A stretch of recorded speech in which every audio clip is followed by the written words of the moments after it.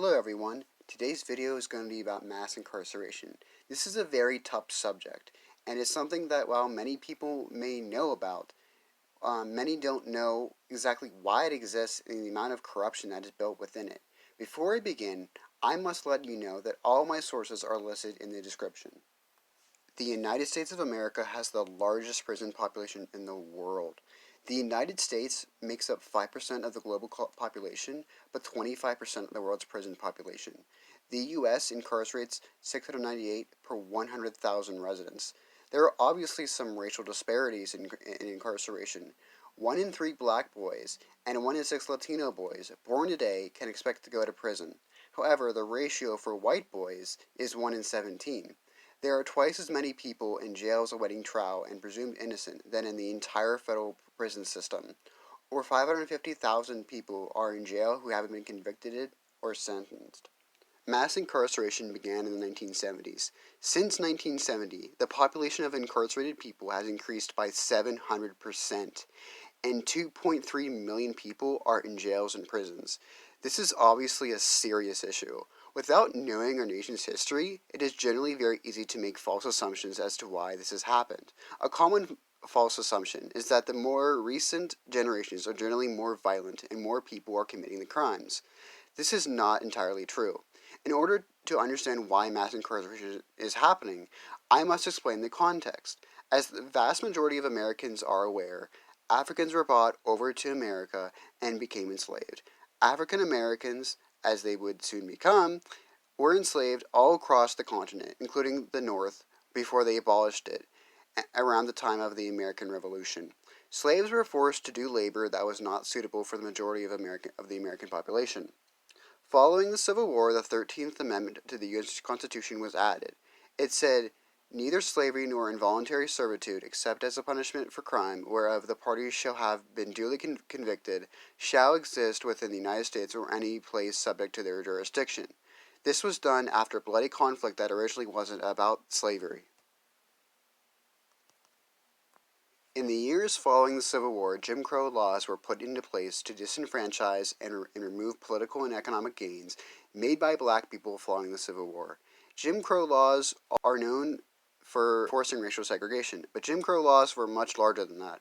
Once blacks became freed from slavery, blacks began to be arrested for minor crimes, and it was the first prison boom. In addition to incarcerating freed slaves, laws were put into place to prevent blacks from voting.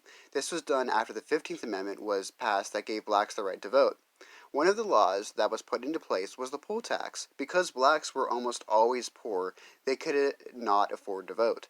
Another law was the literacy test. Unlike today, literacy was not as common back then, and most blacks were illiterate, preventing them from voting. Between 1916 and 1970, millions of blacks in the South had migrated north.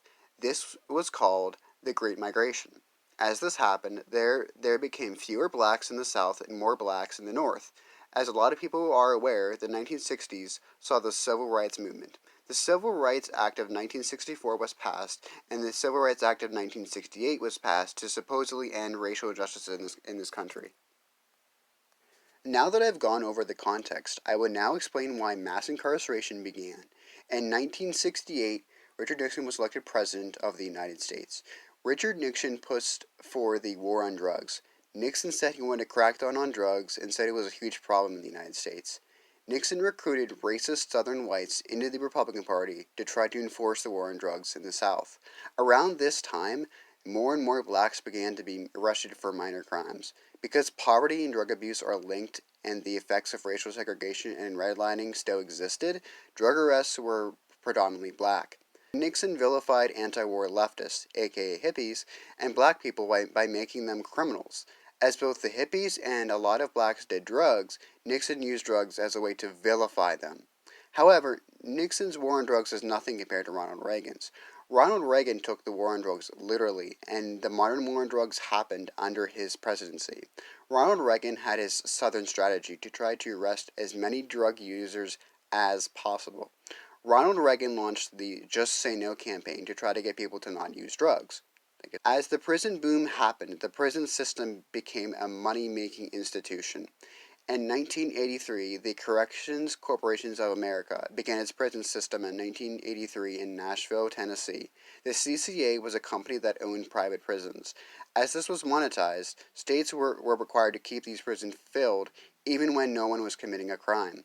In addition to trying to keep these prisons filled, an interest group, the American Legislative Exchange Council, or ALEC, pushed legislation that gave people mandatory minimum sentences. Most of these mandatory minimum laws were passed during Ronald Reagan's presidency. It became the law to give people longer sentences. This was all done to get more and more people in prisons. While this was going on, Ronald Reagan said that he was cracking down on crime and keeping communities safe. Law and order was the Republicans' defense of mass incarceration. There were so many things done in the media to try to get people to support Reagan's increased war on drugs efforts. In the 1990s, the crime rate was very high in the United States. In 1994, the Violent Crime Control and Law Enforcement Act, also known as the 1994 Crime Bill, was passed, and this bill led to a massive explosion of the prison system. The bill included 3 strikes provisions, which led to more life sentences. It also militarized the police as we see today. Instead of actually acknowledging the flaws of the war on drugs and mass incarceration, they instead used a theory called super predators. According to this theory, they were a generation of unempathetic, fatherless people. They were not people, they were monsters. Here's a clip of Hillary Clinton's reference to super predators. The 4th challenge is to take back our streets from crime, gangs, and drugs. And we have actually been making progress on this count as a nation because of what local law enforcement officials are doing, because of what citizens and neighborhood patrols are doing. We're making some progress. Much of it is related to the initiative called community policing, because we have finally gotten more police officers on the street. That was one of the goals that the President had when he pushed the crime bill that was passed in 1994. He promised 100,000 police. We're moving in that direction, but we can see it already makes a difference. Because if we have more police interacting with people, having them on the streets, we can prevent crimes. We can prevent petty crimes from turning into something worse. But we also have to have an organized effort against gangs. Just as in a previous generation we had an organized effort against the mob. We need to take these people on. They are often connected to big drug cartels. They are not just gangs of kids anymore. They are often the kinds of kids that are called super predators. No conscience, no empathy. We can talk about why they ended up that way, but first we have to bring them to heel. And the President has asked the FBI to launch a very concerted effort against gangs everywhere. In addition to that, he has appointed a new drug czar. You probably saw him Tuesday night. He's one of the most distinguished active military generals that we have in our country. He's already proven that he knows how to interdict drugs because of his command of the South American activity on behalf of the United States. But General McCaffrey will make a big difference, and I believe it is now time for all of us to know what we can do individually to be part of this anti-crime, anti-gangs, anti-drug effort. The 5th challenge is to protect the environment. As you just saw, Hillary Clinton called them super predators, but never explained why they were such super predators. Of course, a lot of people supported the 1994 crime bill and believed there were super predators. I just explained to you the context behind mass incarceration and the laws that were passed that led to more mass incarceration. Now for the next part of my video, I would dig deeper into what happens and why mass incarceration is so bad. Even though I just explained a little bit, I would dig deeper into why people supported mass incarceration. Now, this next part is definitely something that I am not able to understand and empathize with. Prisoners are usually kept in inhumane conditions and treated very poorly. In the United States, the suicide rate for prisoners is 4 times as high as the general population. The law, SB 1070, that was passed gave police the right to stop anyone who looked like an immigrant, and these people were forced to go into detention centers. This is what is called crimmigration. This is heavily associated with ICE, the Immigrant and Customs Enforcement. People are left in inhumane conditions, and while there has been more media attention over this issue, it is still a big problem in the United States. Anyway, these detention centers greatly benefited the CCA. As I mentioned earlier in the video, there are so many people that are just sitting in jail. A lot of people and lower income families typically cannot afford bail. Because of this, there's a thing in place called the plea bargain. It's a crime where the defendant pleads guilty to the crime, whether or not it is actually done.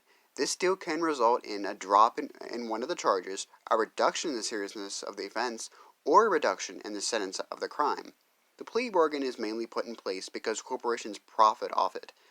Because the trials take so long, it is less profitable for the system.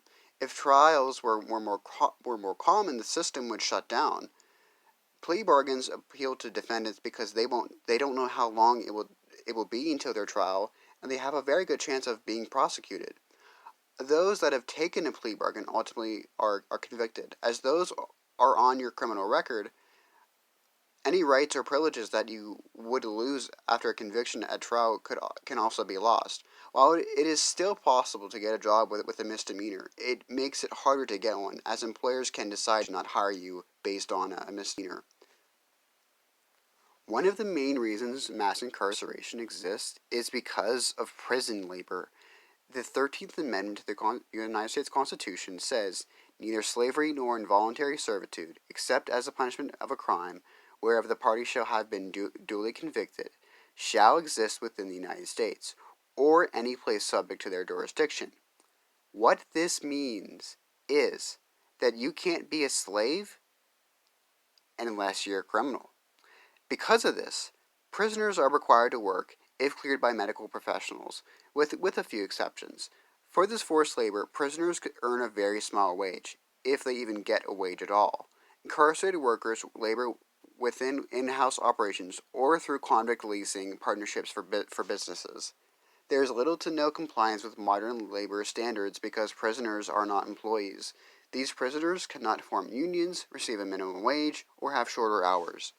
Multinational corporations, and just other corporations in general, profit off of this labor.